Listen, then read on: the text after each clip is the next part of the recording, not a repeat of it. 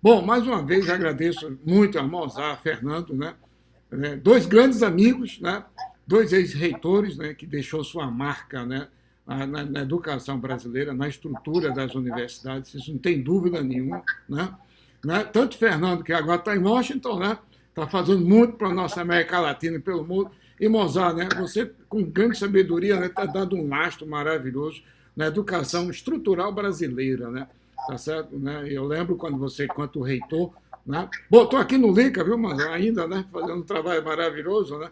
Todo o teu suporte, né? Tua visão. Depois você saiu para a Secretaria, né, de Educação do Estado, onde tanto aprendeu quanto, novamente, né, lastreou muito da educação que hoje a gente vê no nosso Estado.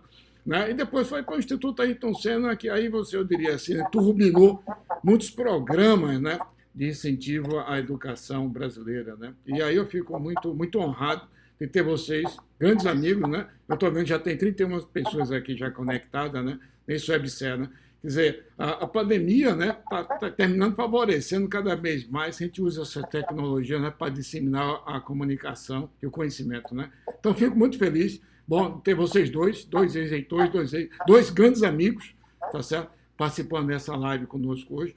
E aí, como é um tempo de uma hora, né, como eu falei para vocês pudessem expor sobre o que vai ocorrer talvez na pós-pandemia, tanto lá da saúde quanto da educação, né, cada um expor mais ou menos entre 20 e 25 minutos, né, e depois ter um tempo para algumas questões, né, para a gente debater. Tá bom? Aí eu pediria a todos, né, com exceção, eu talvez comece por Mozart agora, né, e eu pediria aos demais, né, que deixassem, né, o microfone desligado, né, para evitar ruído, né, e eu não sei se todos estão me escutando bem, mas se houver problemas também, todos desligassem as câmeras, né, para a gente fazer com que a velocidade ficasse melhor para nós escutarmos o Mozart Neves falando aqui para nós. Mozart, você com a palavra. Muito obrigado, Zé Luiz. Lhe agradeço mesmo pela oportunidade. É muito bom poder falar né, para todos vocês. Eu acho que esse é um espaço que o INCA deve ocupar. E está ao lado desse meu grande amigo aí, Fernando, que foi reitor juntamente no meu período também, né? E uma pessoa que eu fiz uma grande amizade, né? De uma grande confiança, uma grande admiração que eu tenho por ele. E queria saudar a todos que nos acompanham, em nome da nossa querida sempre reitora, Maria José, da nossa COSMAN, né, Federal Rural de Pernambuco, é também uma pessoa inspiradora, comprometida, porque eu nutro uma grande admiração. Bom, eu vou tocar e vou me dedicar mais à questão do ensino superior. Mas, naturalmente, eu vou tentar fazer um diálogo com a educação básica, exatamente porque eu entendo que esse ato entre esses dois níveis de ensino faz o país perder muito do ponto de vista tanto de crescimento como também de expansão em termos das suas matrículas, mas também da própria qualidade, seja em termos da aprendizagem escolar, mas também em termos da própria eficiência do sistema. Para começar essa história, eu queria voltar 20 anos atrás, numa pesquisa que a Escola do Futuro da USP fez, perguntando aos seus alunos como é que eles imaginavam o ensino universitário no futuro. Estou me referindo à virada do século, e os alunos que não tinham naquela época smartphone, não tinha nada de Zoom, não tinha nada de Meet Google, não tinha nada disso que a gente está fazendo agora, responderam. 62% disseram que gostariam de ter as suas aulas mediadas por tecnologia. 62%. 55% dos alunos da USP disseram que gostariam de montar o seu próprio curso. Ou seja, mais flexibilidade. No fundo, a gente sabe que quando Henry Ford, em 1916, usando a eletricidade, começou a produzir carros, automóveis em série, ele tinha um enorme desejo de tornar o automóvel acessível a um número maior de pessoas. E o fez. Essa produção em série, esse conceito de produção em série, me parece muito com o que ainda hoje nós fazemos na universidade. A produção em série das pessoas. Quem vai fazer um curso de engenharia, praticamente ele passa pela a mesma configuração, todos os alunos passam pela mesma configuração de disciplinas. É uma coisa, para mim, que eu acho um absurdo. A gente não consegue utilizar o conceito de universidade no seu sentido maior, de como flexibilizar, dar mais autonomia ao jovem nessa caminhada, principalmente para que ele pudesse ter o seu projeto de vida, olha essa expressão, projeto de vida, sendo efetivado durante o seu curso universitário. Se você fizer uma enquete hoje com os jovens e perguntar qual é o grande objeto de desejo deles, eles vão responder que é ingressar no ensino superior. Por outro lado, se é esse o grande sonho, o INEP fez um estudo inédito que me chocou muito. O INEP pegou todos os alunos que ingressaram no ensino superior em 2010, todos, tanto das universidades públicas como das universidades particulares, sejam alunos presenciais ou alunos por EAD, ou alunos de ensino híbrido, todos. E saiu acompanhando a trajetória desses alunos até 2016, quando, na prática, todos deveriam ter concluído o seu curso universitário. Pasmem, 60% dos alunos que ingressaram em 2010 abandonaram o ensino superior. 60%. De cada 100 que ingressou naquele ano, 60 deixaram os seus cursos universitários.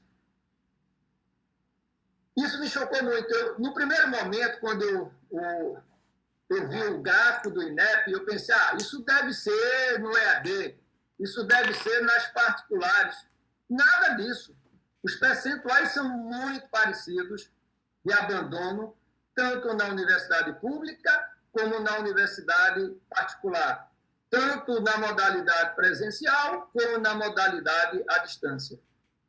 Então, isso me chocou muito porque, de alguma maneira, o jovem está dizendo o seguinte: eu quero ir para a universidade, mas eu quero outra universidade.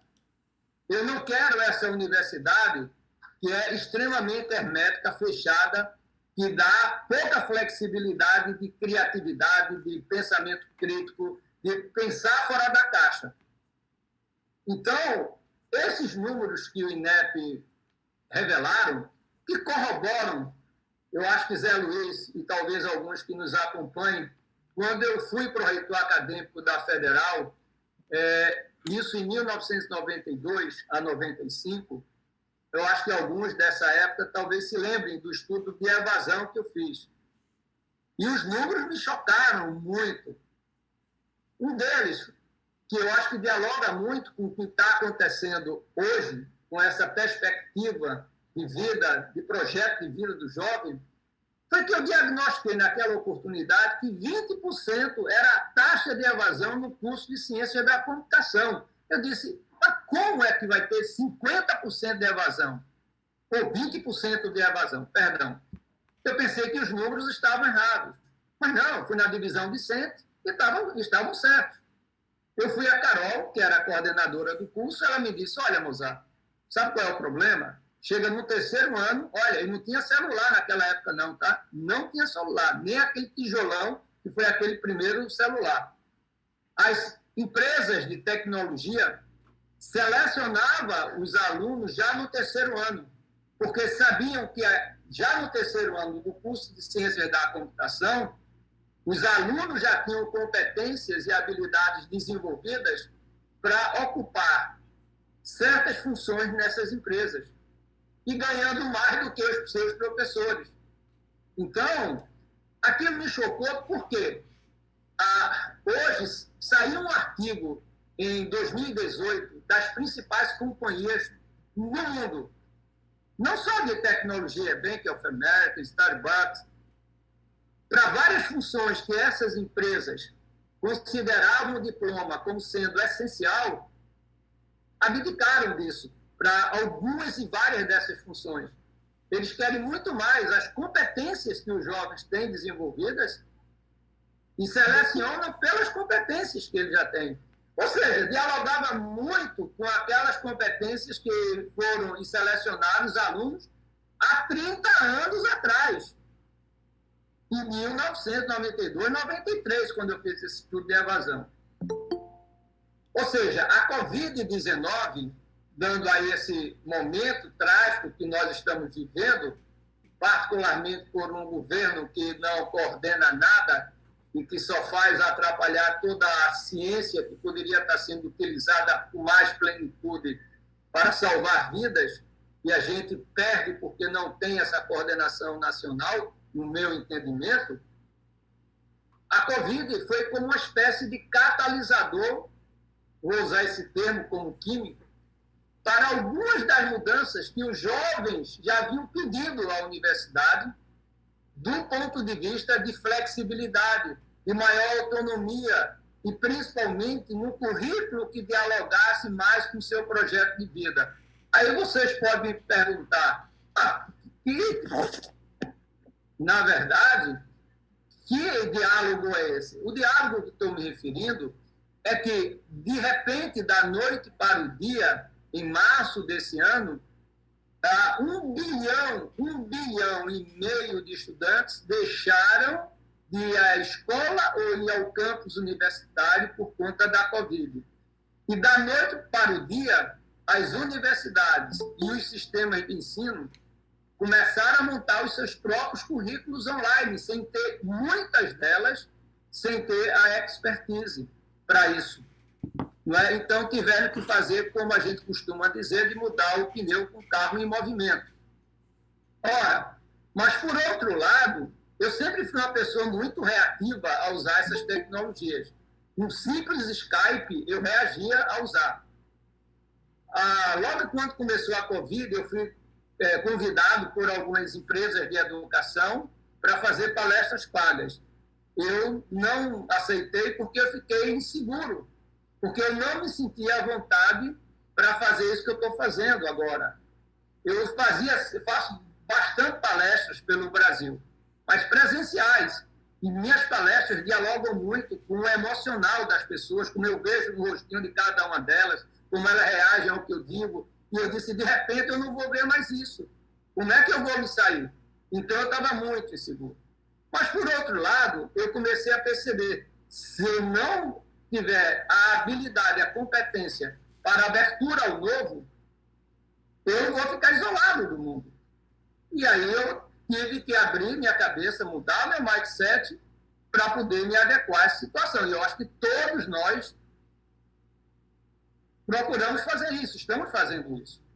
Então, aí eu me pergunto, a universidade pública, e aí eu sou egresso de universidade pública, minha vida surgiu dentro da universidade pública, no campo político, no campo social, quando fui pró-reitor e reitor da nossa querida UFPE. Mas me desculpem, enquanto rapidamente as universidades particulares começaram a oferecer currículos, cursos online para tentar suprir esse momento, a gente não reagiu, pelo menos no ensino de graduação. Aí você pode perguntar, mas e a qualidade? Desculpa, uma Universidade de São Paulo está oferecendo curso de graduação, eu estou na cátedra lá na USP, e os professores estão oferecendo cursos online para os alunos. E o que os alunos disseram na Escola do Futuro, naquela pesquisa da Escola do Futuro há 20 anos atrás, é que o futuro da educação não vai ser só no presencial ou só no EAD. Para mim, o futuro passa por atividades híbridas, ou seja, você vai ter atividades presenciais articuladas e integradas a atividades não presenciais, sejam síncronas ou assíncronas.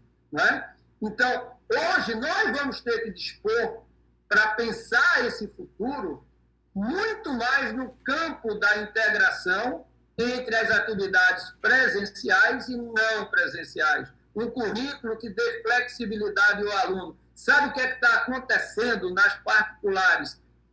Quem já foi ou já passou em frente de uma universidade particular à noite, vê uma quantidade enorme de ônibus. São os alunos que estão vindo do interior para poder assistir aulas na capital.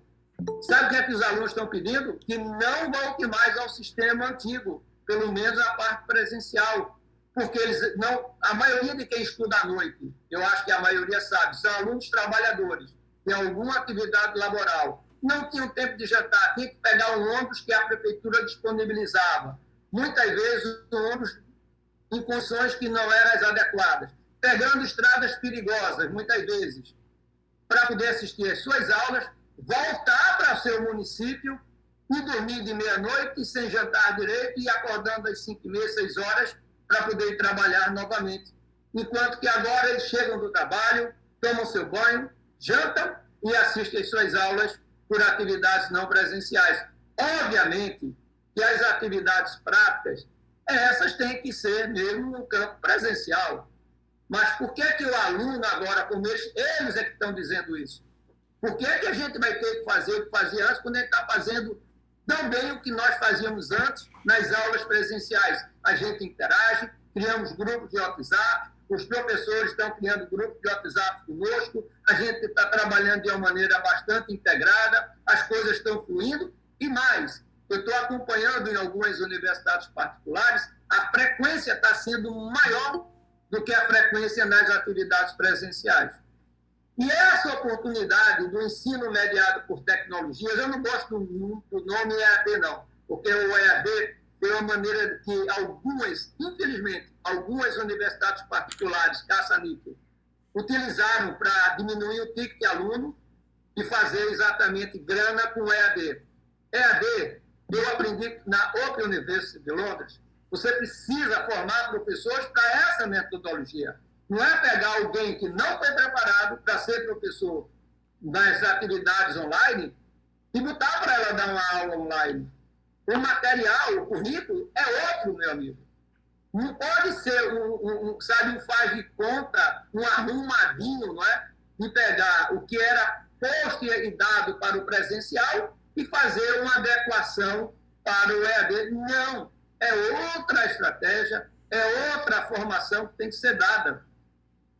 E agora, gente, imagina o que vai acontecer. Sabe, na minha opinião, o futuro vai estar em como a universidade vai dialogar com o projeto de vida do jovem, porque não basta apenas colocar para dentro, a gente viu a pesquisa do INEP, que eu falei antes, mas um diálogo que vai ter 3 eixos importantes, na minha opinião.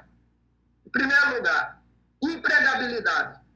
A universidade vai ter que ter, na sua política, uma estratégia de articulação com o mundo do trabalho, onde a empregabilidade, o índice de empregabilidade dos seus egressos vai ter uma importância muito grande. Segundo ponto, internacionalização. Imagina que agora você vai poder ter os melhores caras do mundo fazendo atividades não presenciais, cursos estratégicos integrados com pessoas de Harvard, do MIT, lá de Xangai, todos trabalhando juntos dentro de um novo curso, onde os alunos vão poder acompanhar.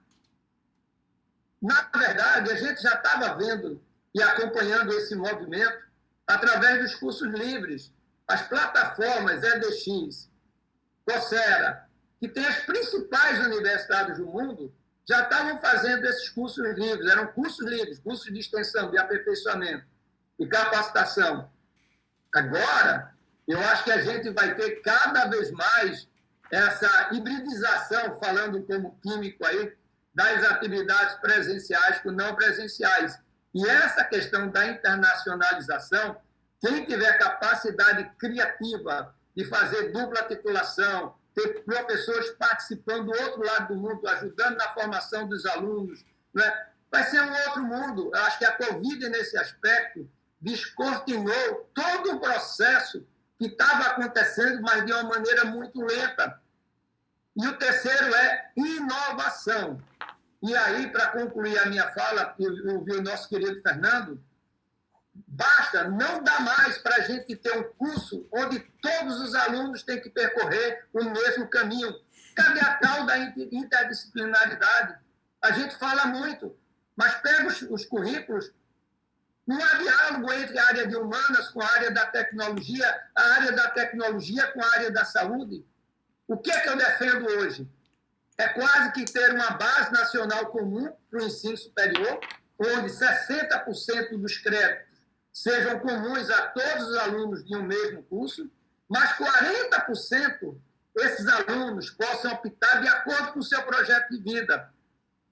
Se ele quiser ir mais para a carreira acadêmica, ele vai ter que fazer mais a sua iniciação científica, ele vai ter que pensar no mestrado, no doutorado, e aí ele vai ter uma formação sólida acadêmica nessa direção. Mas pode ser que o engenheiro ele queira ir muito mais para o mundo do trabalho, muito mais para as empresas, para as indústrias. Eu vi na Universidade Tecnológica de Compiègne, quando reitor, 70% dos créditos dos alunos de engenharia eram realizados, efetivados nas empresas francesas, que valia como crédito. E eles criaram um sistema de avaliação. Está na hora de a gente abrir mais essa relação. Por exemplo, se eu sou um engenheiro mecânico e quero eventualmente trabalhar com a indústria automobilística, por que eu não posso ir para a Jeep lá de Goiânia e fazer uma imersão muito maior das minhas atividades para o meu futuro, que dialoga com o meu projeto de vida? Outro caminho, por que a gente não pensar... Estou olhando a engenharia, mas isso se aplica a qualquer outra área. Pode ser que, no caso da inovação, você queira criar startups. Por que a gente não coloca as startups como uma das estratégias de desenvolvimento profissional, ainda no curso de graduação? Por exemplo, nessas 40% de créditos livres que eu estou propondo, para os alunos começarem a ser empreendedores, gerarem seus próprios negócios, sua própria renda, porque é isso que talvez ele queira. Ele talvez não queira ir para a academia, como eu segui, como Zé Luiz, como Fernando e tantos outros que nos ouvem aqui. Ele queira algo muito mais de pensar fora da caixa, de trabalhar a inovação, e por que não dar essa oportunidade? Se não der, sabe o que é que acontece? É aquela evasão que o INEP verificou. De cada 100, 60 abandonam o ensino superior. Por que, por exemplo, um aluno de engenharia não fazer parte dos seus créditos lá na área da saúde para poder usar a tecnologia para a saúde? Por que ele tem que esperar a graduação terminar para fazer com que isso aconteça? Amigos, eu acho que a gente está vivendo a era da educação continuada. A gente tem ainda a cultura de que quanto mais, melhor. Não é mais por aí, não. Vai ser cada vez mais importante que a gente saiba selecionar aquilo que é essencial para o projeto de vida do jovem.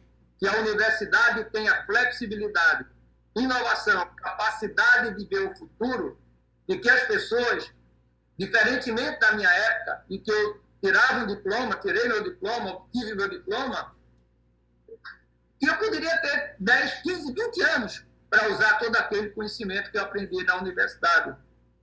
Hoje não é mais assim.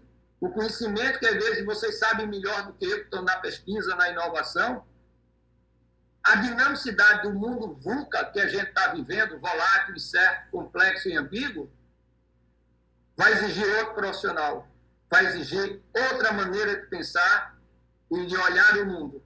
E a universidade tem que começar a verificar para onde aponta o farol, não o retrovisor. O retrovisor, a gente enxerga muita coisa do passado, mas a coragem de fazer a universidade do futuro é de romper com o status quo de uma cultura estabelecida e ter a coragem para inovar. Muito obrigado.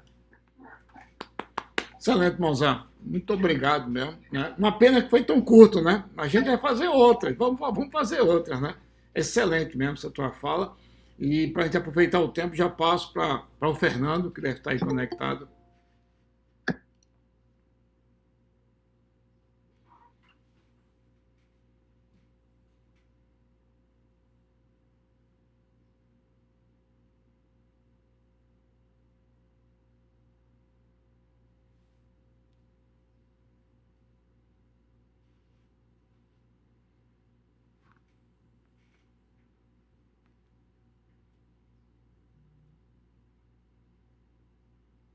Fernando, o microfone está desligado.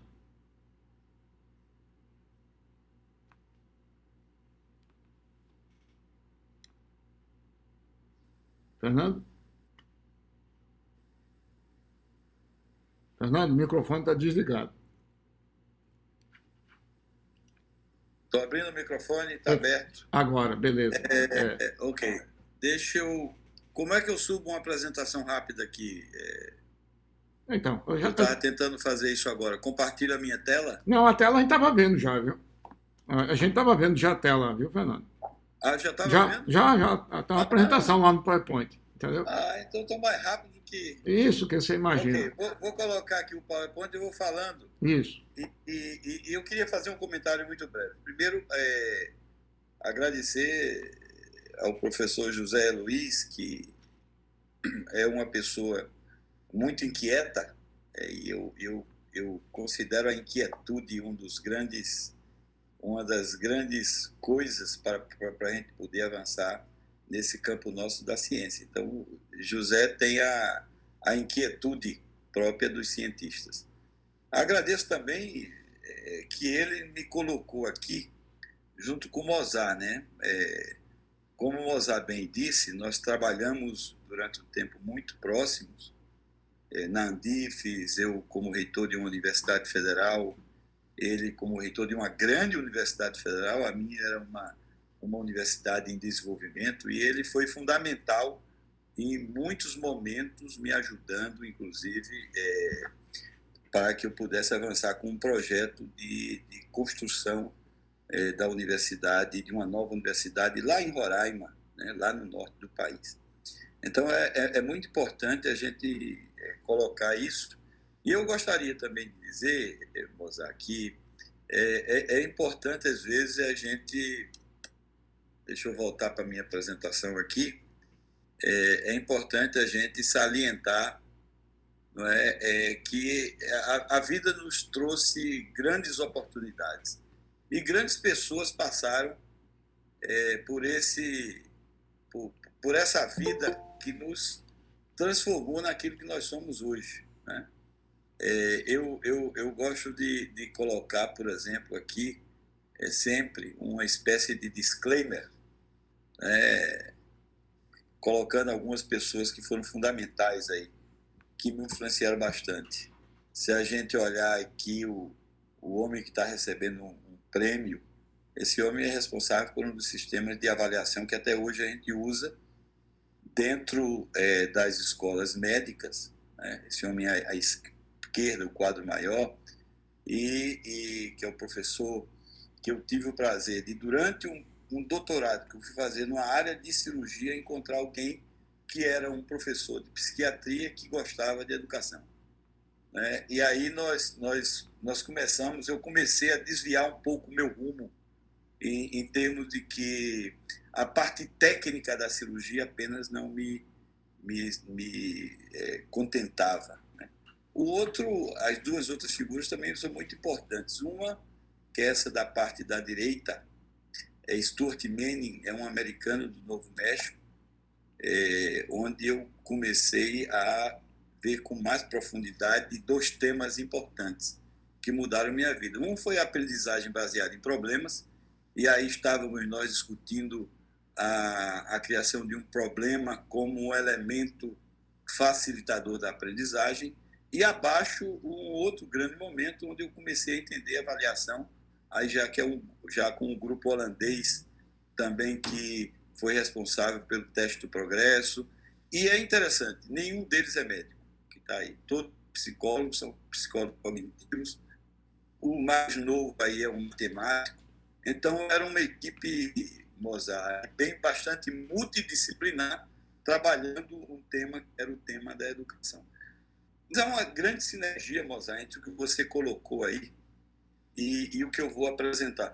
Deixe-me passar muito rapidamente por uma parte que eu acho que é a parte burocrática, que é muito mais mostrar o que é a nossa instituição, a Organização Pan-Americana de Saúde, e alguns dos seus preceitos e valores. Isso é rápido, eu acho que a maior parte de vocês já conhecem, já ouviram falar, pelo menos da Organização Pan-Americana de Saúde. E é muito importante relatar 3 coisas, né, como valor. Primeiro, o direito à saúde, direito humano à saúde. Segundo, a questão da equidade, né? Não é apenas corrigir a desigualdade, mas é trabalhar na correção da inequidade, que é uma coisa um pouquinho diferente. E trabalhar também com o valor máximo da solidariedade, que é, quando você junta tudo, garantir que as pessoas de todas as comunidades tenham acesso, sem nenhum tipo de discriminação, aos serviços de saúde, né? E que isso não exponha a própria pessoa a nenhum tipo de dificuldade financeira. Então, isso vamos dizer, um mantra, Mozart, que nós seguimos e que a maioria dos mandatos, nós chamamos mandatos, aquelas resoluções que são aprovadas pelo conjunto de países.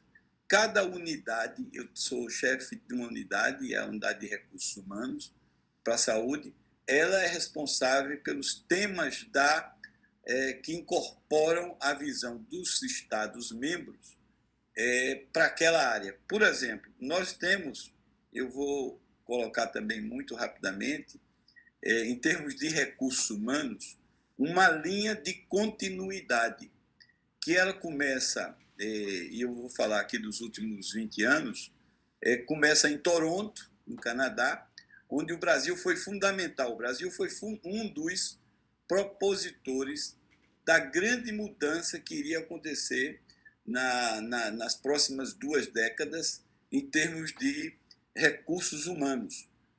O Brasil, junto com o Canadá, ele entendia que para você modificar o sistema de saúde, você devia modificar a maneira como o tema recursos humanos era tratado, colocando aí uma visão mais estratégica nos vários pilares que compõem o tema de recursos humanos, que eu vou falar muito rapidamente, e um deles, em especial, o tema da formação, que você bem tocou aí, e parece que você trabalha, eu diria que você trabalha conosco já, pela quantidade de coisas, de pensamentos que nós compartilhamos.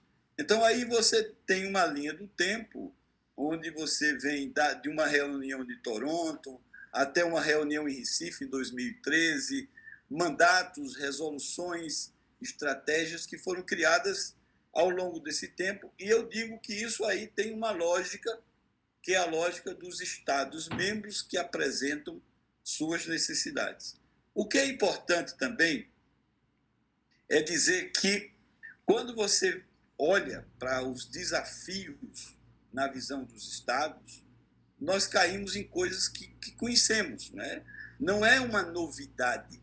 Por exemplo, a pandemia do Covid, ela veio apenas agudizar uma doença crônica que nós tínhamos em relação à questão da disponibilidade de pessoal em todas as áreas e da falta de equidade no acesso a este pessoal.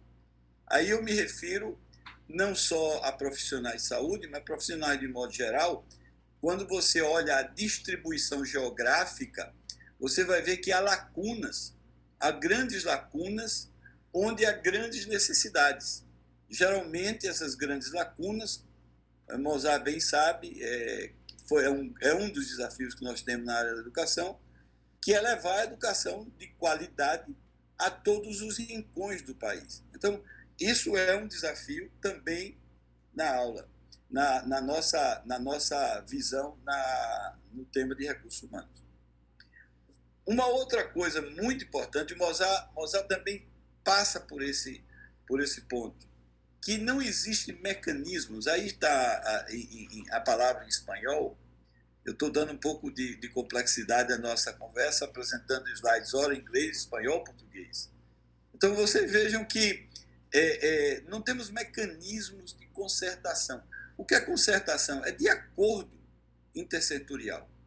Porque políticas de recursos humanos, políticas educacionais, e uma política pública, de modo geral, ela tem que ser pensada a largo prazo, a longo prazo também.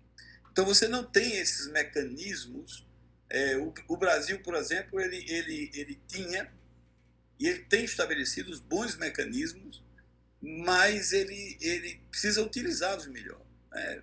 Mecanismo de integração entre o setor saúde e o setor educação, entre, como bem disse, entre o setor do trabalho. Não tem como você falar em formação sem estar com o setor do trabalho perto, junto, integrado à discussão. Né? O planejamento, o setor do planejamento, o setor que vai trabalhar a questão do orçamento, principalmente quando se trata da questão pública.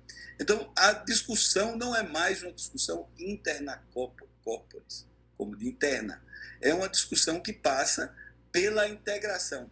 Eu costumo dizer que quando falávamos antigamente em reitoria, e a palavra reitoria em espanhol tem a conotação de quem faz o governo, quem comanda, quem lidera.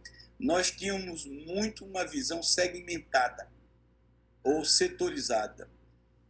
Hoje nós trabalhamos a ideia de que a reitoria ela é compartilhada. Então, é quando você bota várias lideranças na mesa para que elas pensem num produto único. Não é mais uma pensando no seu produto, é ter um produto único em que todas possam contribuir.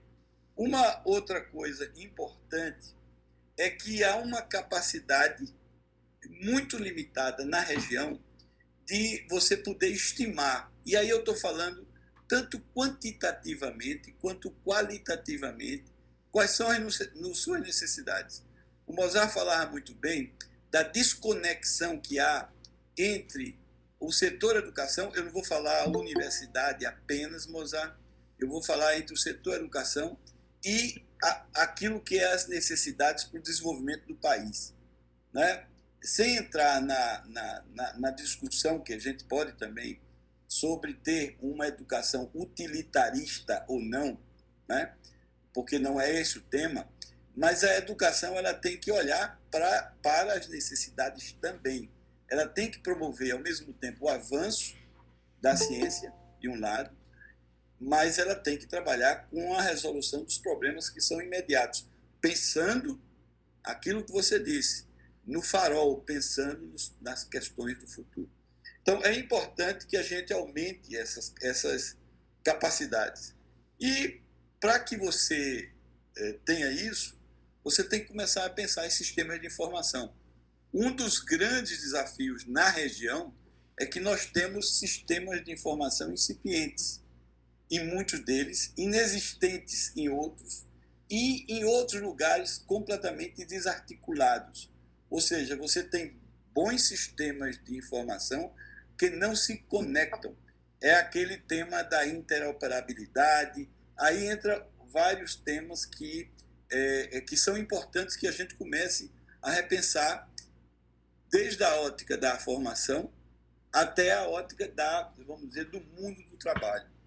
E, finalmente, há um predomínio de uma dinâmica de mercado sobre o tema, aí é uma visão muito mais da saúde, sobre o tema do planejamento ao nível da saúde, para que você determine, a partir daí, quais são as suas necessidades de recursos humanos.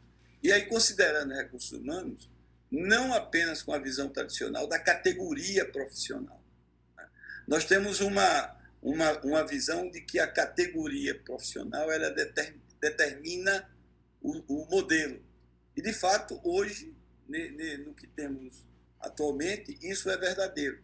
Mas a gente tem que pensar, mais uma vez, fora da caixa, do ponto de vista da necessidade. O que o sistema necessita? Quais são as necessidades das pessoas? E aí as categorias profissionais, e aí eu diria até novas profissões ou novas especialidades, incluindo aí a saída de especialidades que vão cair em desuso, eles vão começar a surgir. Né? Então é muito importante a gente considerar esses setores, esses desafios que temos. Então, a nossa linha de trabalho vai em três grandes áreas, três grandes dimensões. Uma é o tema do fortalecimento da governança e da reitoria. Hoje, antes de começar a nossa a parte formal, conversávamos da necessidade de coordenação, de liderança, de ter um norte. Então, isso, quando a gente fala governança, dentro dessa visão, é muito mais uma governança facilitadora dos encontros entre setores e que essa reitoria seja uma reitoria reconhecida por todos. Um tema muito importante, que é a questão do desenvolvimento de capacidades que você necessita para ampliar o acesso à cobertura com qualidade e equidade. Tem coisas que são impensáveis no Brasil. Por exemplo, eu vou aqui, e como eu ia na Europa quando morava lá, ao meu optometrista para fazer o exame de acuidade visual. Tranquilo, sem nenhum problema, feito com competência. Não é? Agora, isso é impossível. Falar de optometria no Brasil, você cria uma briga. Eu sou médico, cirurgião, com o meu conselho, para começar. Porque ele não admite, acredita que um teste de acuidade visual, que hoje é feito por máquina, é bom que se diga, tá certo? Hoje ele pode ser feito todo pelo computador, por máquina. Já existem, inclusive, alguns aplicativos que você coloca no seu smartphone e que ele faz isso para você. Né? Ele lhe diz qual é o grau que você necessita para poder enxergar melhor de perto ou de longe. Então vejam que coisas muito simples hoje são concentradas em alguns países na mão de uma categoria profissional e com isso as coisas mais importantes e de maior complexidade que ela poderia estar fazendo, ela não está fazendo por conta de uma tentativa de reservar o mercado para ela. E com isso a cobertura não se amplia. Você continua com a inequidade, porque poucos vão ter acesso pela dificuldade de você ter especialistas em áreas, né, que poderiam estar tendo algum dos seus serviços compartilhados por outras categorias profissionais ou por outros profissionais de saúde. E vem o tema da qualidade também, que é muito importante, porque não importa apenas ampliar, mais uma vez volto ao que o Mozart disse, né? Nós temos um processo educacional que faz produção em série. E isso ocorre quando, em detrimento, na minha visão, ao tema da qualidade, porque a qualidade ela está dependente, ela é uma condição muito importante para que o serviço seja ofertado de maneira adequada. E quando você produz em série, você começa a tentar homogeneizar, inclusive limitando aqueles que poderiam estar em outro momento e ter um desempenho muito melhor. E para isso é preciso entrar na linha estratégica 3, que é, quiçá, talvez a mais, vamos dizer assim, a linha mais desafiadora, que é a reorientação do setor educacional, para responder. Aí pode dizer qual é o sistema que você quer colocar. O sistema produtivo, aí se aplica para tudo, porque é uma visão ampla. Né? Estamos falando aqui do sistema de saúde e estamos falando aqui de um horizonte de transformação para a saúde universal. Então, com isso, eu encerraria a primeira parte, que é muito mais, vamos dizer, descritiva do que é o que nós fazemos, e passaria uma parte muito mais para dialogar com o Mozart e com os colegas, dentro de uma visão de apresentar alguns tópicos que eu considero importantes, assim como o Mozart também já o fez. Então, por exemplo, nós hoje temos, para trabalhar com esses temas que eu apresentei, e desde que eu cheguei na unidade, tentado colocar paradigmas ou conceitos diferentes de pensamento. Um dos que nós utilizamos aí nas ações, porque uma coisa é o mandato, a outra é como você exerce o mandato, é trabalhar com teoria da complexidade. Então, na teoria da complexidade, aí é um quadro que eu não vou explicar muito, mas é uma divisão entre o que é simples, complicado e complexo. E há, dentro dessa visão, várias proposições, vamos chamar assim, né? Proposições que vão desde a proposição de que mudança a gente está falando, do tipo da mudança, se é incremental, se é reformista, ou se é transformadora, do tipo da aprendizagem que a gente deveria estar conversando, discutindo, e aí está mais uma outra definição que vai até, quando chega na complexidade, e começa a questionar o que é correto, e o tipo de pensamento, né? Que você também começa a perceber que quando você quer trabalhar no campo da criatividade e do pensamento disruptivo, que é o que a gente tenta hoje, você tem que entrar, começar a abraçar muito mais as propostas que vêm aí da teoria da complexidade. Uma outra coisa nova, e Mozart também colocou isso de maneira muito própria, porque a maioria dos nossos problemas na área social e cultural, eles são o que hoje se define, e não é uma coisa tão nova, é de 73, foi proposto por um grupo de arquitetos, de professores de planejamento urbano e de desenho urbano, né, que é o tema do problema wicked. Eu não gosto da tradução em português da palavra. Eu diria que é um problema que não tem uma resposta única. São problemas que não têm resposta única. Quando Mozart se refere à questão de qual é o futuro da educação, do ponto de vista de que método a gente vai utilizar, e se refere a que vamos trabalhar no estado híbrido, né, é uma mostra que você não tem, são coisas que você tem que aprender a trabalhar com respostas variadas e modificá-las com o tempo, ser flexível, adaptar a resposta. Então, quando nós trabalhamos com problemas como o que eu apresentei anteriormente, dos desafios, da falta, das condições inequitativas, dos diversos modelos de saúde que estão aí na região das Américas, alguns modelos muito mais centralizados, outros fragmentados, a gente começa a trabalhar no campo do problema que não tem uma resposta única, no campo que tem várias respostas, ou ainda há um conhecimento incompleto, ou o conhecimento é contraditório. A gente começa a trabalhar num campo onde várias pessoas e vários atores, aí não são atores apenas de um setor único, eles vêm com opiniões próprias. Hoje nós temos, por exemplo, todo mundo falando o que quer todo o tempo sobre o coronavírus, né? E eu não estou me referindo a coisas que são importantes que sejam ditas. A gente tem ouvido todo tipo de opinião. Então, isso é um problema intratável, né? Tem um componente econômico fortíssimo, né? E tem uma natureza de interconexão tão grande que são problemas que a gente diz, quando a gente encontra a solução para a pergunta, a pergunta já modifica. Já não é mais a mesma pergunta. Então, a solução também não é mais a mesma. Quando a gente encontra uma solução, ela tem efeitos que não estavam sendo visualizados como a gente propôs aquela solução. Então, tudo isso faz com que a gente entenda que só existe uma forma de trabalhar com esses problemas.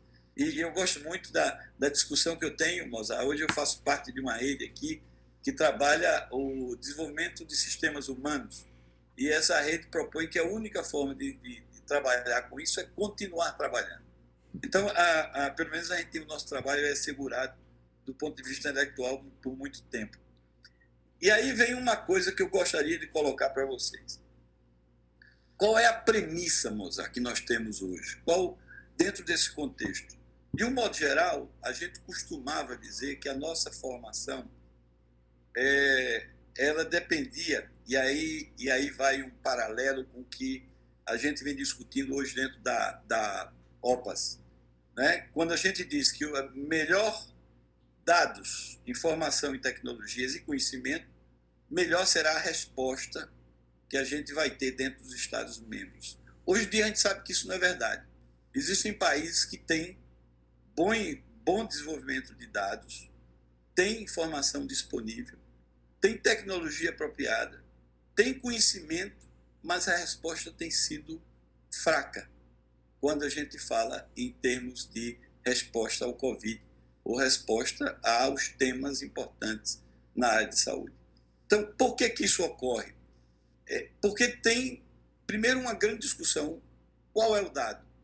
Quando a gente fala de dado, que tipo de dado a gente está falando? Que tipo de informação? Informação você tem muita hoje. Mas qual informação é relevante? Qual informação se aplica? E isso vai variar também de quem está olhando. A tecnologia, o que você falou do tema da educação, qual é a tecnologia que a gente vai utilizar? Existem hoje vários modelos pedagógicos. Eu comecei dizendo que eu praticamente fui um dos pioneiros na aprendizagem baseada em problemas no país. Mas a gente verificou, com a utilização de ABP lá em Roraima, que aquela mudança que queríamos fazer no início, ela não se concretizou no final. Porque há uma tendência muito grande a você voltar ao modelo de estrutura de super especialização que há dentro da universidade. E a gente tinha uma ideia de que estudar por problemas ajudava a romper essa barreira da super especialização e aumentava a possibilidade de que as pessoas se interessassem por uma maior complexidade, que hoje, para nós, é a atenção primária. Então, isso é muito importante. E aí vem um estudo, viu, Mozart, de 2012 que nós fizemos, ainda quando estávamos no Ministério da Saúde, muito interessante, que mostrava claramente que a universidade desvirtuava o que o estudante pensava sobre qual seria o principal motivo por ele estar dentro da universidade. A partir do momento que ele entrava na universidade com um ideal de mudar o mundo, a universidade começava a mudar ele para que ele fosse, eu vou usar a expressão apenas com muito cuidado, né? Porque até eu sou cirurgião, que ele fosse apenas um cirurgião. Então ele saía, ele entrava como um cara que queria resolver coisas grandes, tratar das questões de saúde, e se tornava um cirurgião, como eu. Fazer o caminho de volta não é fácil, é difícil, é muito sofrimento, mas a gente tem que em algum momento pensar nisso. Bom, vou rapidamente dizer 3 palavras que o Mozart citou. Incerteza, como canalizar a incerteza em nosso favor. Né? Num período até que as nossas certezas não são mais nem ouvidas. Não são ouvidas. Quando a gente tem certeza de alguma coisa, quando a ciência aponta para alguma direção, as pessoas simplesmente ignoram. Está aí um gráfico muito interessante que mostra, é um trabalho que foi publicado recentemente, que mostra que a América do Sul ignora a experiência da Europa e reabre à medida que o pico da contaminação, da transmissão do vírus se aproxima. Então, exatamente contrário a tudo que nós conhecemos, aquilo que não poderíamos chamar de certeza. Então, mesmo a certeza hoje é incerta. A transformação, Mozart, você falou muito disso. Parece que a gente combinou o que ia falar um com o outro. E eu vou passando rápido. A criatividade e inovação. Você também falou disso. São coisas importantes que a gente tem que começar a pensar quando a gente fala hoje dentro de um modelo que necessita cada vez mais sermos flexíveis, nos adaptarmos aos nossos tempos e resolvermos, apresentarmos soluções possíveis àquilo que está acontecendo. E aí volto para a transformação, para me lembrar de uma coisa que eu lhe provoquei no começo e continuo lhe provocando. A educação é um contínuo.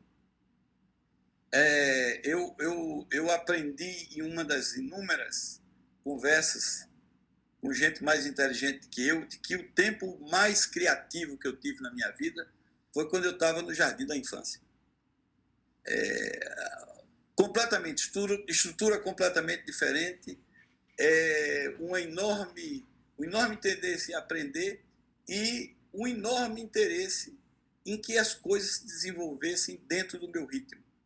Óbvio, com com uma parte lúdica muito profunda. Nós transformamos o ensino numa espécie de produção em série, como você bem disse. E quando, na prática, nós estamos aqui num processo de transformação continuada. E gostaria muito que a gente saísse do estado da lagarta e chegasse à borboleta, transformado completamente, né? Alguns trabalhos aqui, depois a gente pode também discutir um pouco mais, principalmente no estado do Novo México, eles trabalham com o conceito de pipeline, que não gosto do pipeline, mas na verdade é educação como um contínuo, onde ele pega desde a universidade, está dentro da escola básica, desde o começo. Aquilo que você está comentando, qual concordo plenamente. Bom, criatividade. E aí vem coisas importantes que eu vou deixar para depois, porque eu acho que eu já estou no meu tempo. Mas eu não poderia acabar sem falar de uma coisa que é além do cognitivo, sabe, Mozart? Você, tanto quanto eu, vivemos processos de avaliação, de acreditação das nossas instituições, e eu sou um dos que acreditam que a avaliação é o rabo que mexe o cachorro, né? Então, quando você mexe na avaliação, quando você coloca lá um requisito, um indicador que tem que ser preenchido, aí começa todo um movimento para pensar em como modificar na direção daquele indicador. Porque isso tem uma função de dizer quem está acreditado ou quem não está acreditado, ou quem vai ser considerado como instituição de qualidade ou não. Então, há uma discussão muito grande aqui sobre o que seria uma instituição de qualidade que atendesse a tudo isso que a gente vem discutindo. Inovação, criatividade, tecnologia, mas não desconhecendo a parte comportamental e a parte, vamos dizer, do compromisso que a instituição tem com o social. Para que vocês tenham ideia, esses dois quadros que estão aí, não sei se dá para verificar, a letra está muito pequena, mas seria um ranqueamento das escolas de medicina americana baseadas num novo modelo de responsabilidade social. Então, aí você veria que as escolas grandes tradicionais, Harvard, Cornell, elas vão quase para o último lugar. E escolas que você nunca ouviu falar, como Morehouse, que é uma escola de negros em Atlanta, na Geórgia, como a escola de Howard, que também fica na Indiana, fica até mesmo aqui em DC, que são escolas que têm um outro tipo de componente muito mais integrador com a comunidade. Essas escolas começam a despontar dentro de um ranking que modifica isso. Bom, mostrar apenas isso não traz mudança. Mas quando alguma instituição ela passa a incorporar esses elementos dentro do seu processo de acreditação, isso muda. E hoje o Canadá já incorpora esse conceito que nós, inclusive, vemos trabalhando e desenvolvendo com eles. Chamamos hoje de ISAT. Nós tivemos o prazer de ter um painel de pessoas e criamos toda uma modelagem que a gente está traduzindo para o espanhol e português e vai estar muito cedo aí para a discussão no Brasil. Bom, com isso eu vou acabar. Outras coisas que a gente poderia discutir, mas eu vou acabar com o meu favorito, né, que eu acho que nos estimula sempre. O favorito é aquele que nos estimula, que é Paulo Freire. E ele diz uma coisa aqui que é importante, e eu tenho difundido muito isso nas minhas reuniões aqui com o meu grupo, sobre o que é estudar. E aí está claro, né? Nós não somos memorizadores. Tem pessoas que podem, hoje a máquina memoriza muito melhor que nós. A inteligência artificial está aí mostrando, por exemplo, que algumas especialidades elas vão ter que se reinventar. A radiologia hoje, a análise de imagem hoje é muito melhor feita pela máquina do que pelo humano. Então, a gente tem que começar a pensar em criar e recriar. Eu acho que essa é a mensagem, no final, que eu queria dizer, com tudo isso que você nos coloca, com tudo aquilo que é a nossa sinergia, como é que nós vamos começar a olhar para esse farol, o farol da criação, o farol da recriação. Muito obrigado, e desculpem aí que eu me estendi um pouco mais, mas eu gostaria de discutir muito com o Mosar esses temas. Um abraço. Fernando, excelente, muito bom. Uma visão fantástica, né, das adaptações das escolas médicas, né, e a formação, não digo nem só escolas médicas, né, eu diria da formação em saúde, né, que realmente encaixa perfeitamente com os comentários que o Mozart tinha feito anteriormente, né, para uma nova visão de mundo. Né. Bom, não vou falar muito, mas aqui tem uma pergunta, depois eu vou abrir para mais duas questões. A Rosa Souto Maior já fez um comentário aqui, para vocês dois fazer um comentário, que foi o seguinte, né, vocês estão no chat aí, já viu, né? Então a Rosa pergunta assim, Mozart, como seria possível resolver a questão da dificuldade ou impossibilidade de acesso por parte dos estudantes de baixa renda, particularmente nas universidades públicas, aos meios tecnológicos necessários para acompanhamento de atividades à distância? Essa pergunta serve tanto para você, Mozart, quanto para Fernando.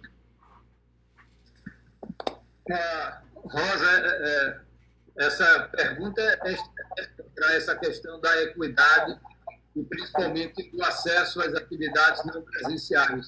Mas ontem mesmo, um grupo de ex-secretários de Educação que criou esse grupo chamado Educatores, né?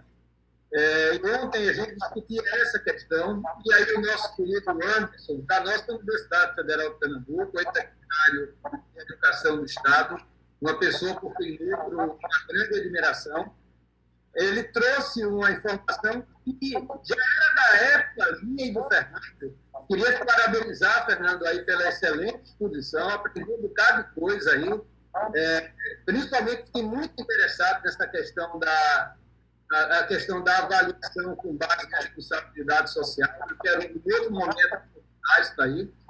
Mas aí, Rosa, Anderson muito bem, eu acho que o Fernando vai se lembrar, eu acho que o José também deve saber desse fato. Tem aquele aquele fundo de comunicações, tem muito dinheiro, não é pouco não, muito dinheiro que poderia e deve ser usado por lei para essa questão de acessibilidade dos estudantes de educação básica às atividades usando tecnologias, né? Então, primeiro, dinheiro tem desses fundos de telecomunicações e, por lei, deveria ser destinado às escolas públicas. Segundo, eu acho que está na hora das próprias secretarias, eu sei que tem algumas que vivem, principalmente no momento atual, não é simples, né, mas vivem praticamente e da redistribuição do ICMS, mas eu acho que está na hora dos orçamentos serem repensados. Não dá mais para a gente não ter aplicativos, não ter parceria com telecomunicações, porque internet e banda larga vai ser o caderno de lápis do século XXI. Às vezes a gente gasta, eu já fui secretário, falando isso com algum conhecimento, mas às vezes a gente prioriza certas coisas e talvez nós vamos precisar repensar, principalmente depois agora da Covid-19.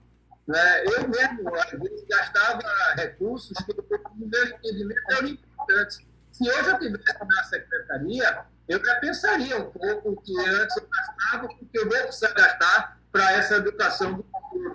E o terceiro é esperar que haja um milagre no Ministério da Educação, um mínimo de coordenação nacional, para que possa criar um programa específico para essa questão da acessibilidade à educação digital, assim, a essas novas tecnologias, para alunos e professores.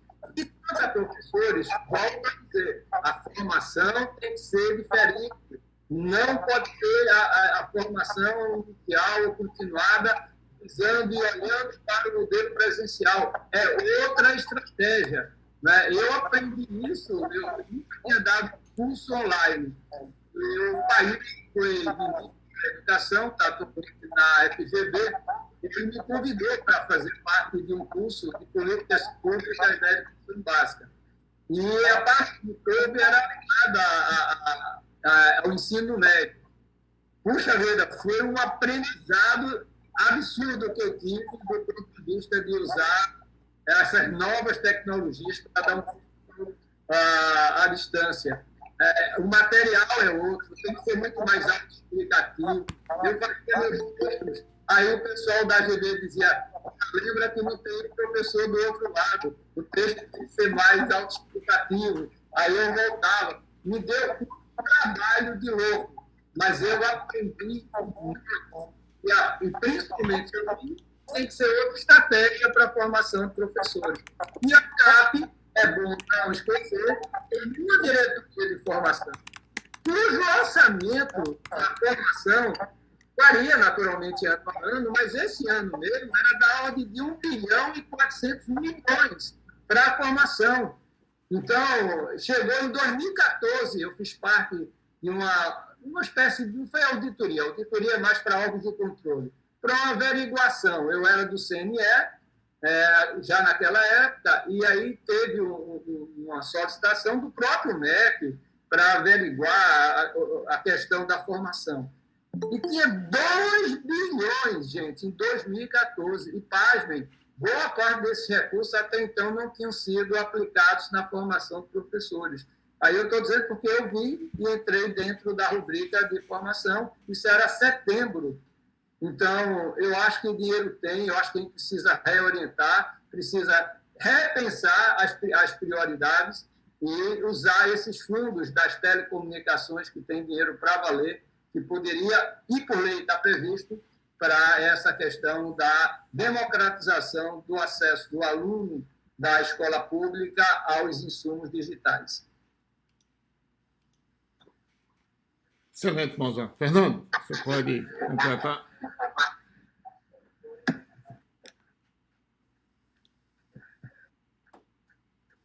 Ok. Não, eu vou na mesma linha do que Mozart falou, porque, primeiro, que isso tem que ser uma política de Estado. Não é? Nós podemos ter uma visão de que existem vários componentes que podem apoiar a política de Estado, mas é uma política de Estado, é uma maneira como o Estado vê a si próprio em termos de competência ou maturidade digital.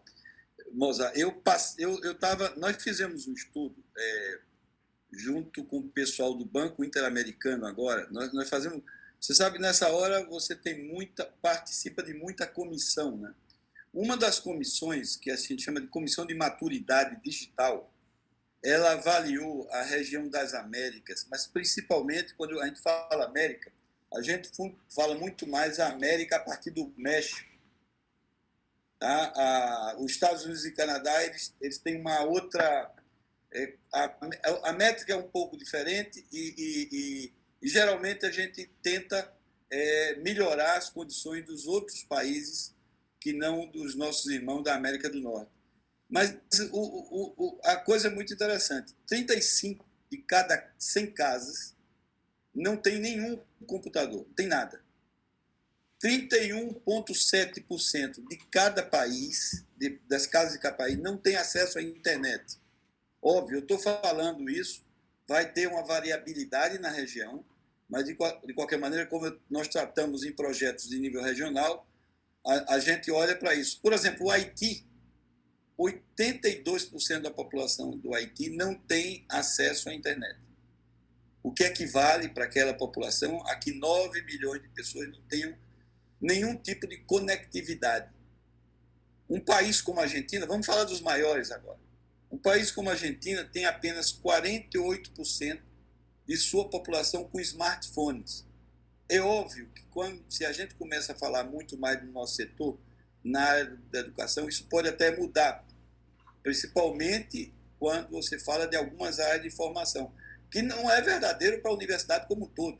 A universidade como um todo ela é muito mais representativa da população como um todo.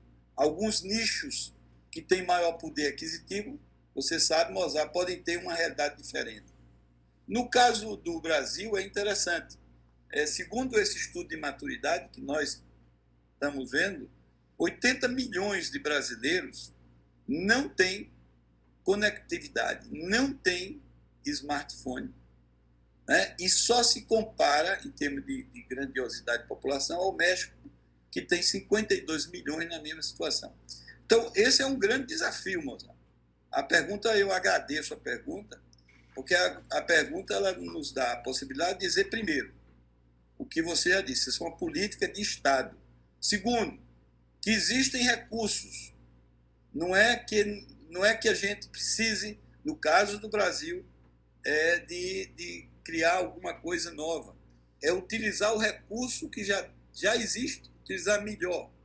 Talvez até, Mozart, esse é o momento de reuniões como essa, com seus colegas, ex-colegas, secretários de saúde, levantar esse tema. Né? Eu acho que esse é o momento, porque muitas vezes, você sabe muito bem disso, durante o nosso período de administração, tantas outras prioridades aparecem e você deixa de pensar no estruturante. Então, eu acho que é fundamental. Agora, só me referindo ao seu último comentário, do qual eu também diria sobre a questão da formação de professores. Ora, nós temos hoje avançado muito na formação técnica conceitual, na minha visão. O que falta ainda é que a gente defina melhor quais são os eixos dessa forma. Por incrível que pareça, porque isso é dinâmico, é um processo dinâmico. Não é que eu estou dizendo que antes não se pensava nisso, não é que esteja dizendo que toda a formação esteja inadequada, não. É que esse é um processo dinâmico e nós temos que rever conceitos. Quando a gente fala da área da saúde, a gente esquece muito o campo psicossocial. A gente esquece o humano, né, como um ser muito mais complexo do que o lado muito importante que a biologia nos traz. A biologia é importantíssima, mas é tão importante quanto a biologia a gente entender o tema do biopsicossocial, quer dizer, da integração das coisas. Então, como é que a gente vai, num período, inclusive, de muita incerteza, lá ia utilizar a palavra incertitude, incerteza, como é que a gente não vai poder abordar o componente do que está passando hoje o coletivo? Quer dizer, e que isso seja entendido pelo profissional que trabalha na saúde. Porque ele não é apenas um técnico robotizado, né, para fazer um determinado procedimento. Ele tem que ter uma visão mais ampla. Então, eu diria que esse é o componente que talvez, pelo meu olhar à distância, a gente tem que repensar dentro da formação dos nossos professores. Também, são vários componentes, são vários eixos, várias dimensões que a gente tem que começar a pensar nesse processo de renascimento, espero eu, renascimento da nossa educação como um todo. Excelente, Fernando. Mozart, maravilhoso. Bom, gente, tem mais tempo para uma questão? Bom, o pessoal do chat aqui, né, estava olhando, o pessoal não colocou. Bom, mas eu gostaria muito, viu Maria? Tem Maria José Sena aqui, ex-reitora da Universidade Rural, né? Um prazer enorme tê-la aqui nesse live, né? Fantástico, Maria, te ver, né? E saber do trabalho maravilhoso que você fez na Rural. Eu abriria um tempo, tá certo, para você tecer alguns comentários. Bom dia a todas e todos. Quero inicialmente dizer da alegria dessa manhã estar aqui com uma discussão altamente pertinente e tão inteligente. Diante desses dois monstros, vamos dizer assim, do conhecimento, né? Que é o professor Mozart e o professor Fernando, e mediado por você, né, Zé, que é uma pessoa que eu me inspiro em pessoas como vocês, né? Claro, eu fico vendo os elogios e digo, eles nem sabem que eu me inspiro neles, mas me inspiro em pessoas como vocês, que são pessoas que usam a ciência para o bem comum. E é claro que todas as falas aqui levou a isso. Não adianta a gente deter o conhecimento, deter as ferramentas tecnológicas sem pensar no social. Eu estou fora dessa jogada, eu tenho isso bem, bem claro. Mas eu queria, inicialmente, mais uma vez, parabenizar o Zé pela escolha dos palestrantes, já disse isso no chat, pela escolha dos temas, pelas escolhas dos temas, que os temas eles não são diferentes, terminou que eles se entrelaçaram, eles se cruzaram e terminou que foi uma coisa linda dessa, uma coisa maravilhosa, uma coisa que veio realmente para engrandecer os nossos conhecimentos, e foi muito bom. Parabéns mesmo. Precisa trazer mais, sabe, Zé? Precisa trazer mais, porque foi muito bom. Eu estou aqui maravilhada. Estava em outra reunião, né, do meu departamento lá da veterinária, porque agora eu já estou me inserindo novamente, né, na questão acadêmica. E assim, disse, olha, gente, desculpem, mas eu tenho outro compromisso agora às 10 horas, porque eu estava louca para ver e realmente não me arrependo. Foi muito bom. Agora, eu tenho realmente essa preocupação. Algumas pessoas já perguntaram, eu vi aqui também que já levaram a isso. Hoje, na realidade, o que está acontecendo? Todas as universidades, não só as universidades, o ensino fundamental, o ensino médio, né, o básico, está todo mundo agora alvoroçado para a questão do uso das tecnologias no ensino. E aí, eu fico realmente muito preocupada. Nós estamos nessa discussão aqui. Hoje, e vocês sabem muito bem, hoje as universidades, elas não estão só nas capitais. Nós estamos em todos os locais do país. Aí eu tiro muito por mim, né? Eu que assim, tenho também, como vocês, uma carreira dentro da universidade, de coordenação de curso até reitoria. Isso dá para a gente uma maturidade muito grande, dá para a gente um olhar diferenciado, e as pessoas às vezes não entendem porque a gente tem, mas porque a gente vivencia. E aí, eu acho que foi o professor Fernando que disse que a reitoria hoje não é um setor que decide por si só. Ele não pode fazer isso, e isso eu nunca utilizei em nenhuma das gestões que eu fiz na universidade, desde a coordenação até a reitoria. É realmente uma discussão coletiva, porque o que a gente decide tem que ser bom para todo mundo, não pode ser bom só para um, para outro, para o setor A, para o setor B. Então, essa foi sempre a minha dinâmica aqui na universidade. Então, hoje, o que é que acontece? Hoje nós estamos lá, no sertão do Pajeú. Vocês conhecem as nossas regiões, vocês conhecem, claro, todo mundo conhece, Mozart muito bem, que foi secretário de Educação e fez um trabalho excelente, né, na Secretaria de Educação. E a gente, eu tenho certeza, eu já ouvi alguma coisa, você falou, alguma das reportagens que escreveu, a gente se assusta quando chega lá, né, Mozart? Porque a gente pensa que está tudo muito bom, né? Porque todo mundo só passa para a gente a parte boa. Quando a gente senta, aí a gente diz, meu Deus, não é nada disso, vamos embora para cima, vai começar tudo de novo, enfim. Mas isso é em todo canto. E aí eu fico pensando, nós temos hoje uma realidade dos nossos alunos, né? E temos uma realidade também dos nossos professores e dos nossos técnicos. Não, a gente não pode se iludir, porque eu tenho colegas, e vocês também, pessoas jovens, né? E que não sabem, não querem, tem uma rejeição muito grande. Tem as condições, porque tem o computador, tem a inteligência, mas não querem saber da máquina, não querem saber tem isso, né? Mas eu também me preocupo, porque nós agora estamos fazendo uma enquete com a comunidade, e isso a gente já sabia, porque a gente acompanha, né, muito bem o nosso corpo discente e sabe das dificuldades, porque quando eu digo que eu estou lá, nós estamos lá no sertão do Pajeú, mas eu estou em Serra Talhada, mas o público da Rural de Pernambuco não é só de Serra Talhada, é de alunos que andam, saem da sua área rural e caminham 150 quilômetros, 200 para chegar lá em Serra Talhada, para ter nossas aulas. Mas lá onde ele está, aquela comunidade, aquela área rural, não tem nem internet. Então, assim, eu me preocupo demais, porque o processo, né, não pode ser aligerado. Nós precisamos planejar. A equidade tem que estar presente dentro desse contexto. E eu fico muito preocupada quando eu vejo, sabe, Mozart, até eu estar dentro do grupo dos reitores, né, que agora já saí de todos esses grupos, logicamente, claro. Aí eu vi a CESU, Mozart, dizer assim, não, vamos criar um reúne para o ensino remoto. E precisamos implantar de imediato. Aí eu ficava louca, porque eu dizia, pelo amor de Deus, isso não. Eu dizia, gente, vamos lá. Então, quando eu vejo que o secretário de Educação Superior, aí aparece o dinheiro, não temos recursos, vamos investir na tecnologia, vamos investir na banda larga, vamos investir. Gente, cadê o planejamento? Calma. Então, isso é que nós precisamos ter muita maturidade para não nos aligerarmos nas implantações e deixarmos as pessoas de fora.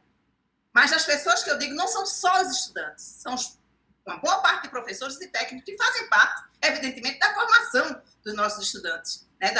Então, assim, eu acho que nesse momento é um momento de... Eles falaram isso muito bem. É um momento onde todo mundo está imbuído no mesmo objetivo, mas precisamos deixar a euforia passar. Agora é tempo de planejar, é tempo de dizer assim, olha, o que é que vai dar certo?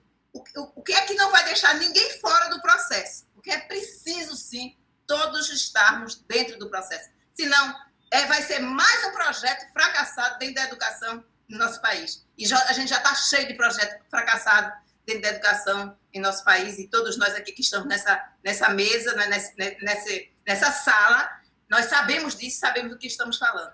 Então, Zé Luiz, obrigada por esse... Desculpa se eu me alonguei, mas estou muito feliz. Parabéns! Estou feliz demais, porque a educação, gente, está no nosso sangue. Né? A gente respira a educação, a gente respira, né? Porque a gente sabe que é por meio da educação que a gente vai, sim, né, diminuir a desigualdade social, a gente vai oportunizar, porque a gente tem essas histórias. Se nós aqui formos escrever livros em relação à mudança de vida nas histórias de tantas famílias desse país, a gente tem pano para as mangas. E vou começar a fazer isso, porque eu tenho várias histórias a contar e é preciso a gente entender que é por meio da educação que a gente vai conseguir isso. Senão a gente não consegue absolutamente nada. Vamos ficar nisso, diz aí, vamos estar olhando pelo retrovisor o tempo inteiro. Isso, Maria. Excelente, excelente, Maria. O retrovisor ele é importante em alguns momentos, mas não todos os momentos. Obrigada, adorei. Parabéns, professor Mozart, parabéns, professor Fernando, parabéns, Zé Luiz. Tá, muito obrigado. Bom, gente, a gente já passou mais de meia hora, né? Foi um papo maravilhoso, excelente. Muito obrigado, Maria, pelas palavras, né? E realmente foi um momento, assim, realmente fantástico, né? Tem 3 ex-reitores com toda uma experiência de formação maravilhosa, e que ainda continuam formando, ainda continuam mudando a nossa sociedade para uma área melhor, né? Bom, eu gostaria, Fernando e Mozart, alguma palavra de despedida, né? Tá certo? E a gente finaliza a nossa reunião. Eu gostaria de agradecer a generosidade da nossa querida sempre reitora, Maria José. Ela é uma das pessoas mais afáveis, mais... Assim, ela tem muitos exemplos que eu trago de Maria como gestora, mas principalmente como pessoa. E um desses gestos vai ficar para o resto da minha vida.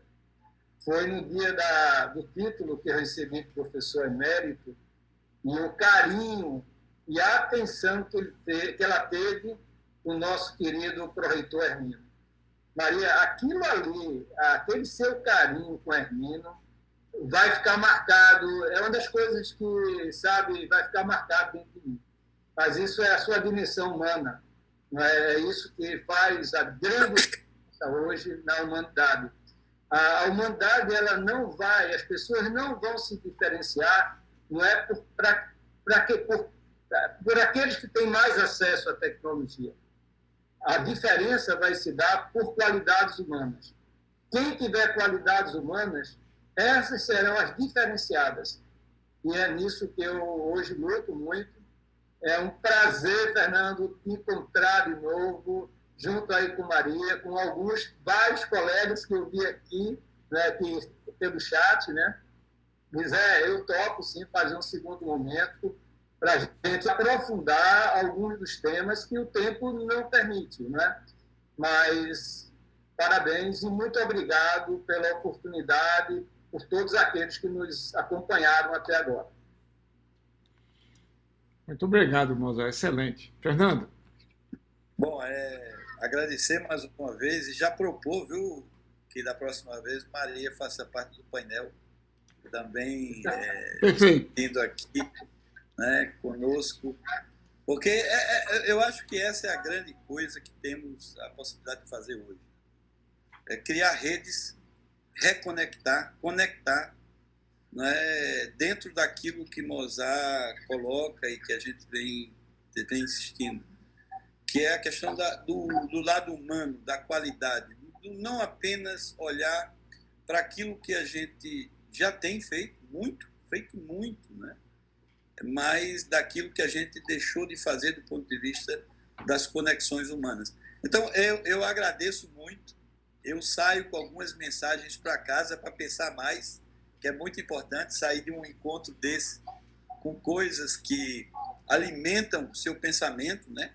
Eu saio com coisas aqui, algumas, como diz a palavra em inglês, reassurance, quer dizer, eu tenho certeza de que esse realmente é uma grande tendência, um grande caminho.